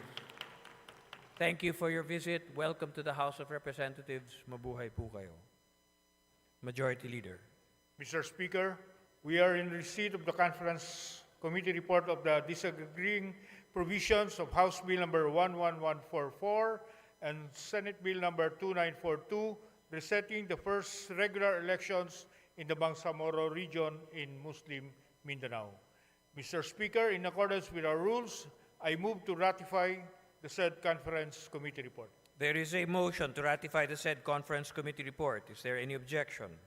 The chair hears none. The motion is approved and all the said Conference Committee report is hereby ratified. Majority Leader. Mr. Speaker, I move to recognize the Honorable Zia Adyong for his manifestation. The Honorable Zia Alonto Adyong is recognized for his manifestation. Thank you, Mr. Speaker. Thank you, Majority Leader. Bismillahirrahmanirrahim. Mr. Speaker, I extend my deepest gratitude to my colleagues in both the Senate and the House of Representatives for their dedication and commitment to ensuring a smooth and stable transition for the Bangsamoro Autonomous Region in Muslim Mindanao. Mr. Speaker, the ratification of the bicameral conference, which we did earlier today, on resetting the parliamentary elections, reflects our collective effort to safeguard the progress we have made in building the region's institution. When it comes to peace and development, we are all stakeholders, Mr. Speaker. Throughout the House deliberations and the bicameral conference, we made it a point to underscore the critical importance of the President's power to appoint, as reflected, Mr. Speaker, in our own House bill version, giving primacy and credence primarily to the constitutional mandate and authority by the sitting President to appoint these officers, as referenced under Section 16, Article 7 of the 1987 Philippine Constitution. This power is not only necessary, Mr. Speaker, to maintain governance continuity, but also ensures that the leadership in the region remains aligned with the principles of inclusivity, efficiency, and accountability while it is still under transition period. It is worth emphasizing, Mr. Speaker, that the current occupants of the BTA themselves hold their position by virtue of presidential appointment.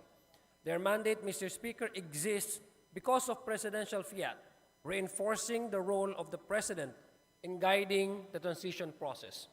Furthermore, Mr. Speaker, in crafting this measure, we ensured that regardless of what the President ultimately decides, there will be no vacuum in the Bangsamoro Parliament's leadership.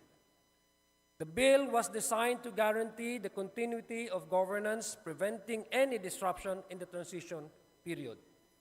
So therefore, Mr. Speaker, I humbly appeal to the President that upon the signing of this bill into law, he will exercise the appointing authority granted to him by the Constitution without delay. The Bangsamoro people need clear and decisive leadership to sustain the progress we have made.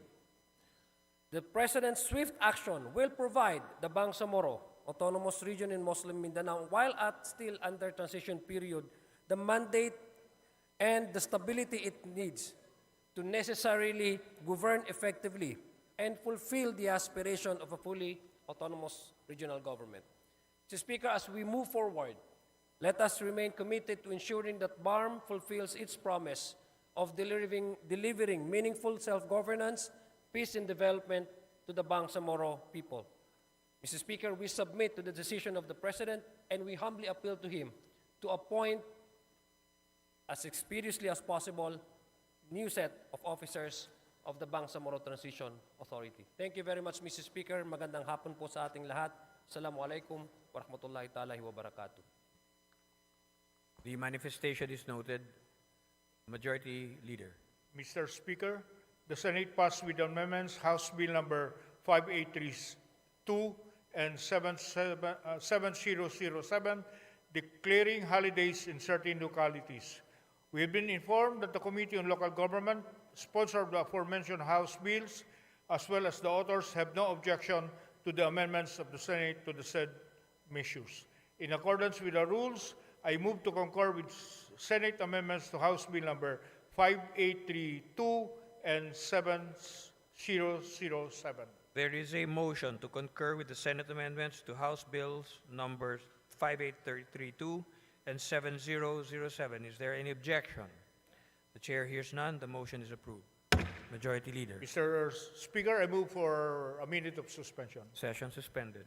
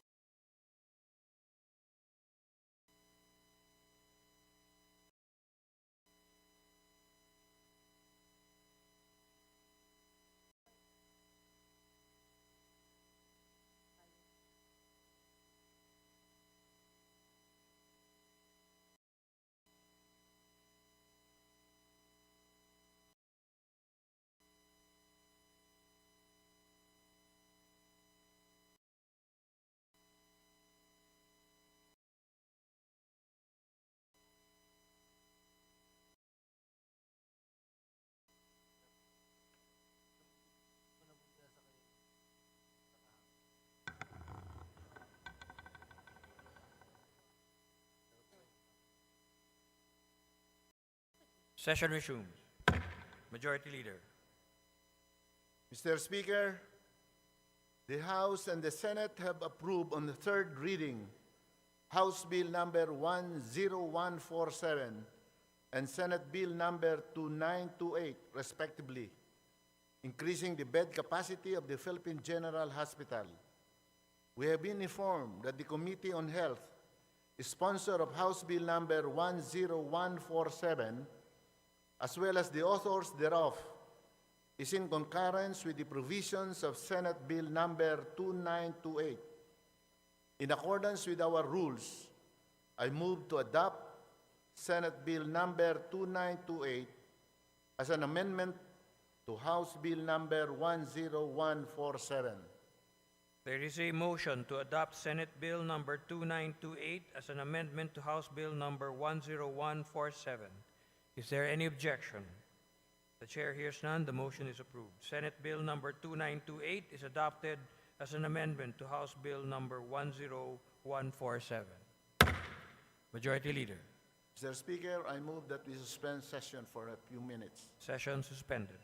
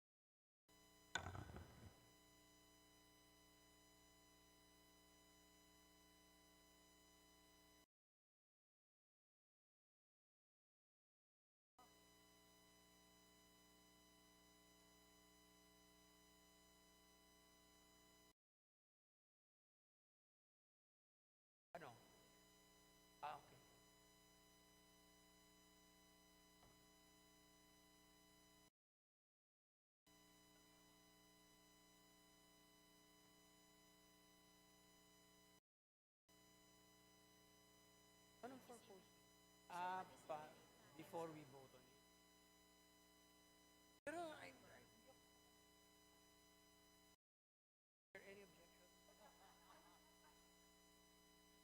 Tawagin mo na.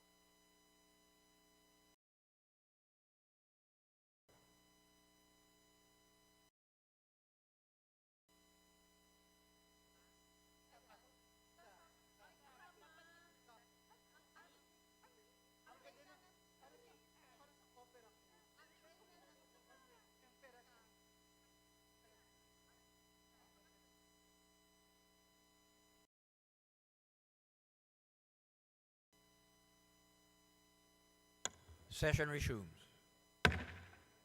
Majority Leader. Mr. Speaker, we are in receipt of the Conference Committee report on the disagreeing provisions of House Bill number 11230 and Senate Bill number 2804, providing for a new charter of the Development Bank of the Philippines. Mr. Speaker, in accordance with our rules, I move to ratify the said Conference Committee report. There is a motion to ratify the said conference report. All those in favor of the conference committee report, please say aye. Those opposed, please say nay. The ayes have it. The said conference committee report is hereby ratified.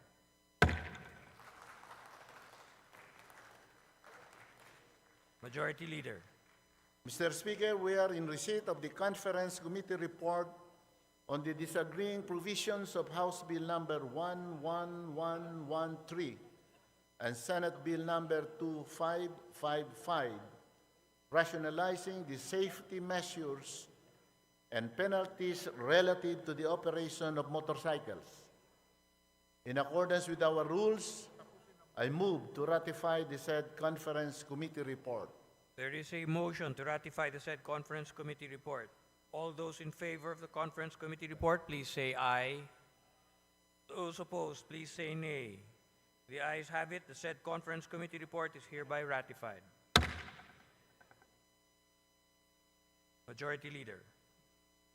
Mr. Speaker, I move to designate the following members of the conference committee on the disagreeing provisions of House Bill number 11355 and Senate Bill number 2558, enhancing animal industry development and competitiveness, strengthening the Bureau of Animal Industry, and creating for the purpose an Animal Competitiveness Enhancement Fund, namely Representative Wilfredo Mark M. Enverga, Representative Joey Sarte Salceda, Representative Stella Luz Kimbo, Representative Nicanor M. Briones, Representative Robert Raymond Estrella, Representative Yevgeny Vincente Emano, Representative Arnan C. Panaligan, Representative Ambrosio Cruz Jr., and Representative Stephen James Tan. There is a motion to designate the aforementioned members to the said conference committee. Is there any objection? The chair hears none. The motion is approved. Majority Leader. Mr. Speaker, I move for the suspension of the session. Session suspended.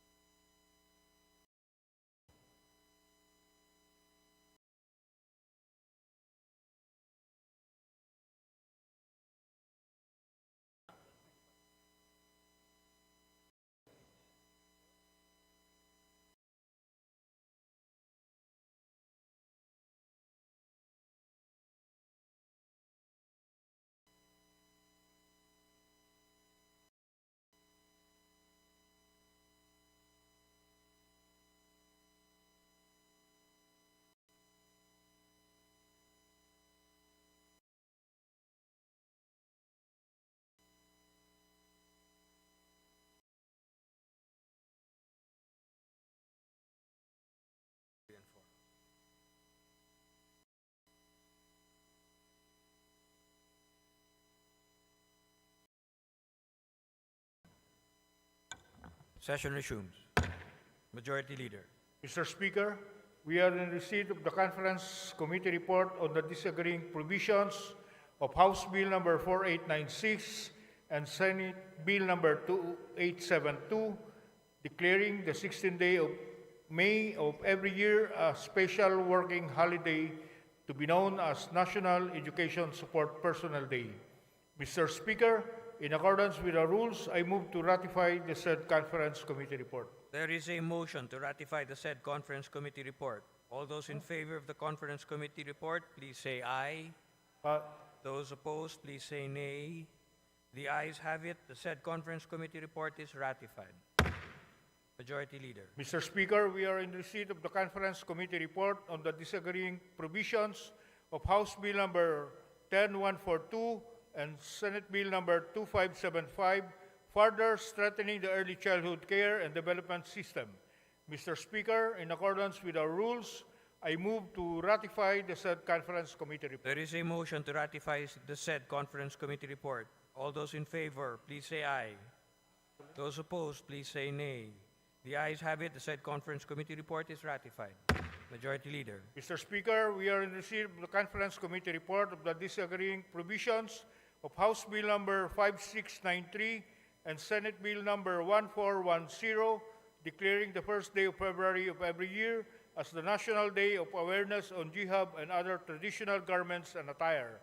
Mr. Speaker, in accordance with our rules, I move to ratify the said Conference Committee report. There is a motion to ratify the said Conference Committee report. Those in favor, please say aye. Those opposed, please say nay. The ayes have it. The said Conference Committee report is ratified.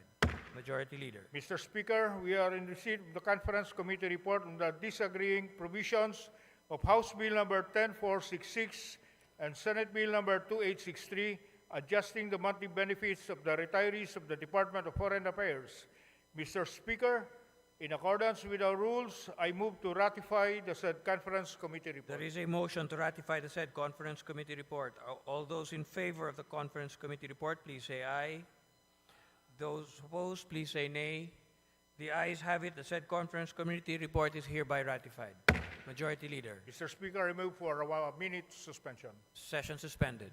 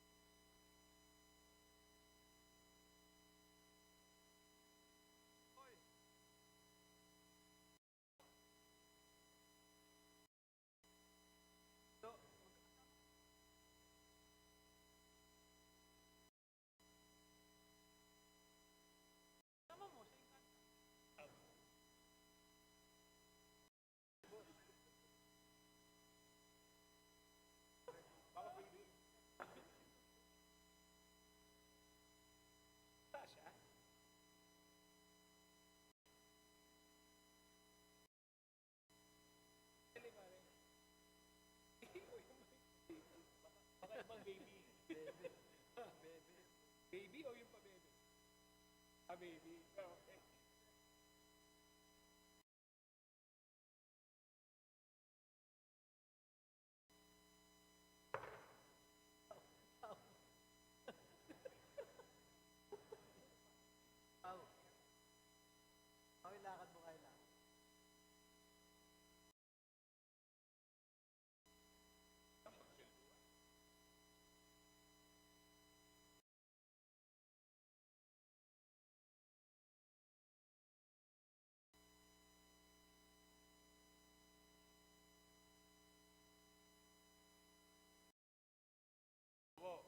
Congrats sa award mo. Mark.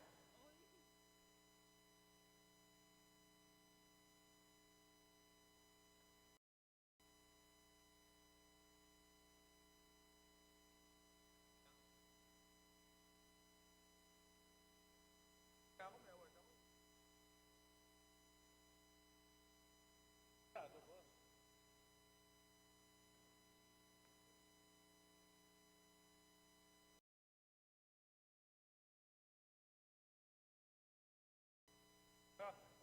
Boss. Habit pa ako doon.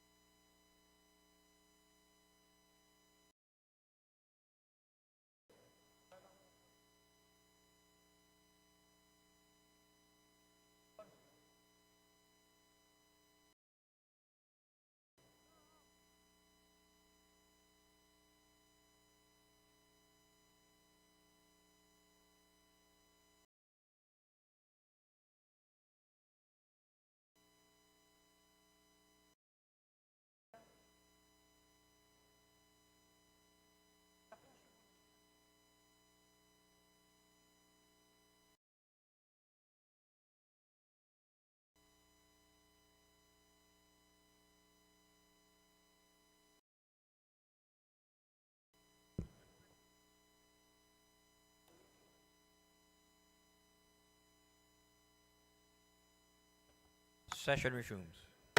Majority Leader. Mr. Speaker, I move to designate the following members of the Conference Committee on the disagreeing provisions of House Bill Number 6 and Senate Bill Number 2699, promoting open access in data transmission and providing additional powers to the National Telecommunications Commission. Namely, Representative Tobias Janco, Representative Fernando Cabredo, Representative Brian Revilla, Representative Arnan Panaligan, and Representative Harris Christopher M. Onchuan. There is a motion to designate the aforementioned members to the said conference committee. Is there any objection? The chair hears none. The motion is approved. Majority Leader. Mr. Speaker, the Senate passed with amendments House Bill Number 9988, establishing a regular campus of the Don Honorio Ventura State University in the city of San Fernando, province of Pampanga. We have been informed that the Committee on Higher and Technical Education, sponsor of the aforementioned House bill, as well as the authors, has no objections to the amendments of the Senate to the said measure. In accordance with our rules, I move to concur with the Senate amendments to House Bill number 9988. There is a motion to concur with the Senate amendments to House Bill number 9988. Is there any objection? Chair hears none. The motion is approved. Majority Leader.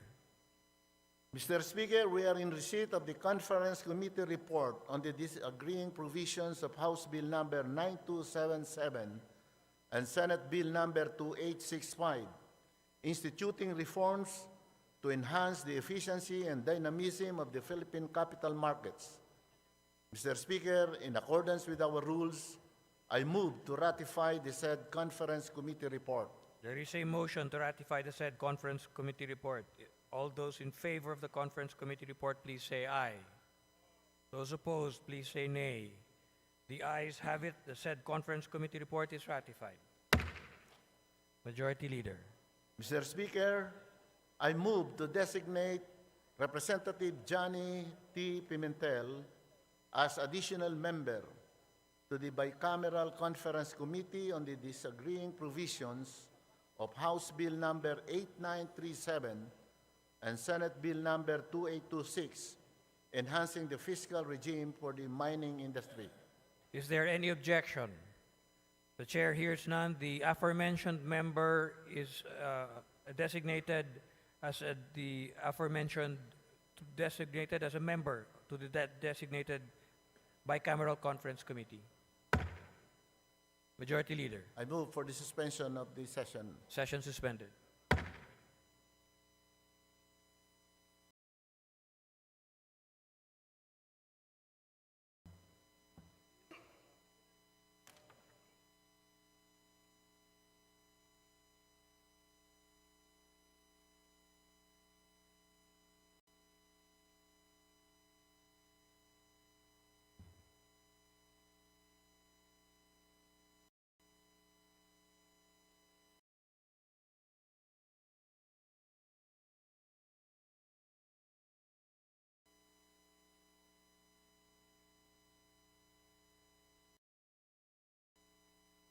Saan?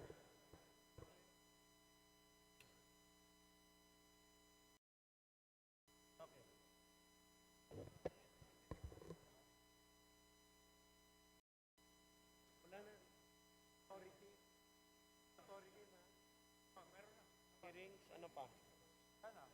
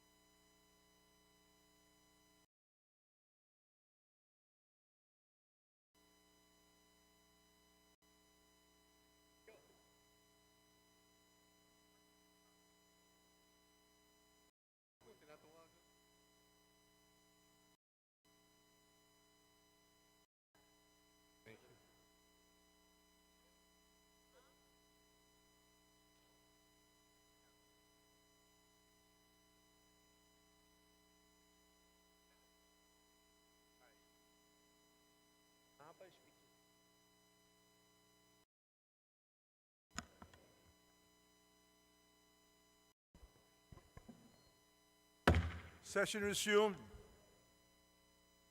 Majority Leader. Our esteemed colleagues, the Honorable Speaker, Ferdinand Martin G. Romualdez, will address the body.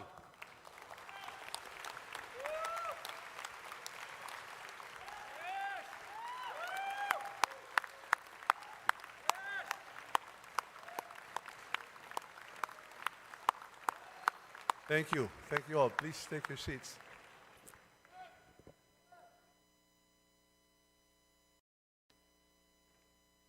My esteemed colleagues, leaders of the majority and minority, honored guests, ladies and gentlemen, as we bring this session to a close, I stand before you deeply honored, yet profoundly humbled, to have served as your Speaker in this transformative era for our nation. The privilege of leading this distinguished assembly is not mine alone. It belongs to each of you who have upheld the spirit of democracy and the duty of public service with unwavering resolve. From the outset of the 19th Congress, we committed ourselves to a singular purpose: to be the vanguard of progress, the custodians of justice, and the architects of a future where every Filipino, regardless of station, has access to opportunity, security, and dignity. We have not wavered. We have not faltered. Together, we have rewritten what is possible.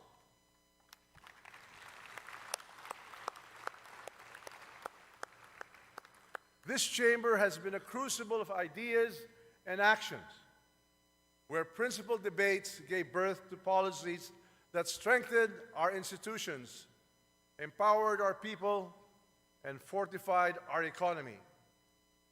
We have enacted reforms that resonate beyond the walls of Congress, reforms that will be felt in the homes of the ordinary Filipino, in the aspirations of the working class, in the dreams of the youth, and in the resolve of the underserved. Isinulong natin ang interes ng sambayanan, lumaban sa mga puwersa ng kadiliman, hindi umatras sa kampon ng kasamaan. Ours is a Congress that does not shy away from its responsibility to our people. We are not here to protect the powerful.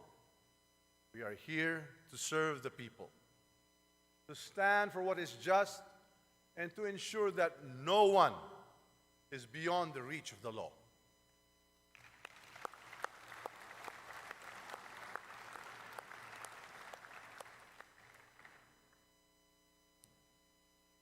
We have exercised our oversight functions with boldness and resolve, exposing inefficiencies, dismantling injustices, and holding accountable those who betray the public trust. No institution is greater than the Republic. No ambition is above the Constitution. And no one, no matter how powerful, is immune from the will of the people.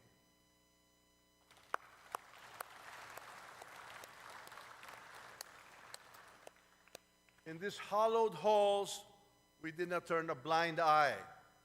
We did not look the other way. Instead, we face the truth, no matter how difficult, because leadership is not about privilege, it is about responsibility. Ang responsibilidad ay hindi iniiwasan. Ito ay ginagampanan. To those who believe they can manipulate power without consequence, let this House be a reminder. Kasaysayan ang huhusga sa atin. At ang kasaysayan ay walang puwang sa mga duwag.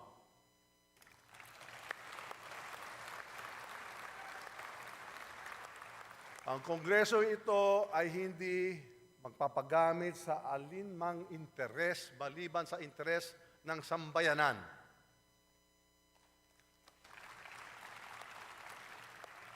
Ang tama, ipaglalaban. Ang mali, itatama.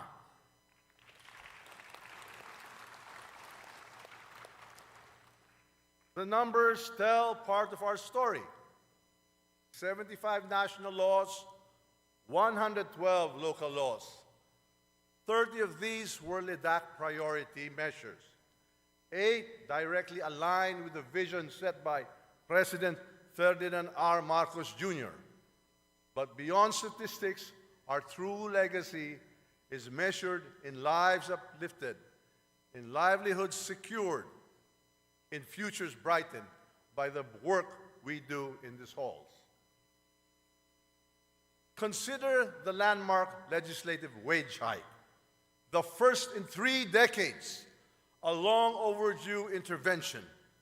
It will ease the burden of millions of workers, putting food on their tables and hope in their hearts. This is what meaningful governance looks like. This is the impact we sought when we took our oath.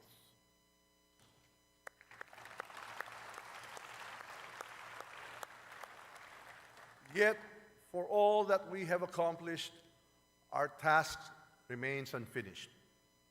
As the 19th Congress nears its conclusion, let it be clear, our commitment does not wane with time.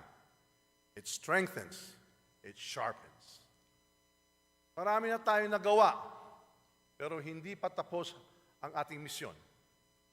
Umaasa pa rin ang ating mga kababayan sa pangakong dala ng bagong Pilipinas.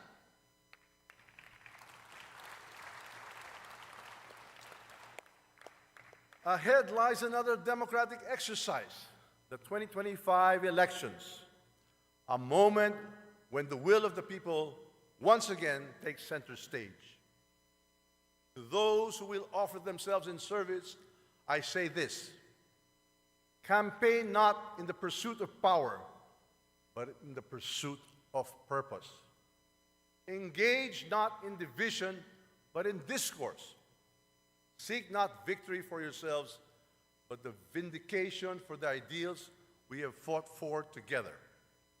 The people's voice is sovereign. Their trust is sacred. Their mandate is our marching order. My colleagues, let us not merely close a chapter. We must ensure that the story we begun continues. The legacy of the 19th Congress must not be one of fleeting triumphs, but of enduring transformation. Siguruhin natin na ang laban para sa mababang presyo ng bigas ay magpapatuloy. Tiyakin na may serbisyong medikal ang lahat ng pasyente. May sapat na sahod para bumuhay ng pamilya.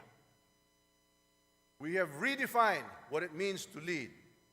We have proven what governance, when anchored in integrity and inclusivity, can be a force of national renewal. We have shown that in unity there is strength, in perseverance there is progress, and in service there is redemption. So let us persist, let us push forward, let us not forget that the Philippines is not merely a nation we govern. It is a nation we must uplift, protect, and propel into a future worthy of its people's boundless potential. With that, I extend my deepest gratitude to each and every one of you. Magdamo nga salamat, ayong tanan, mabuhay ang Republika ng Pilipinas. Mabuhay ang sambayanang Pilipino!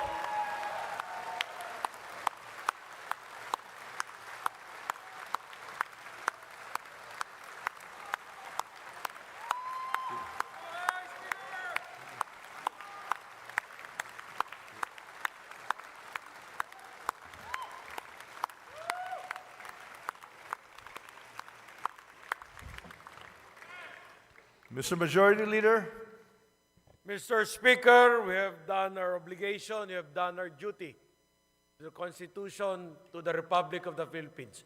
Mr. Speaker, I move to adjourn session until Monday, June 2, 2025 at 3 o'clock in the afternoon. There is a motion. The chair hears no objection. Motion is approved.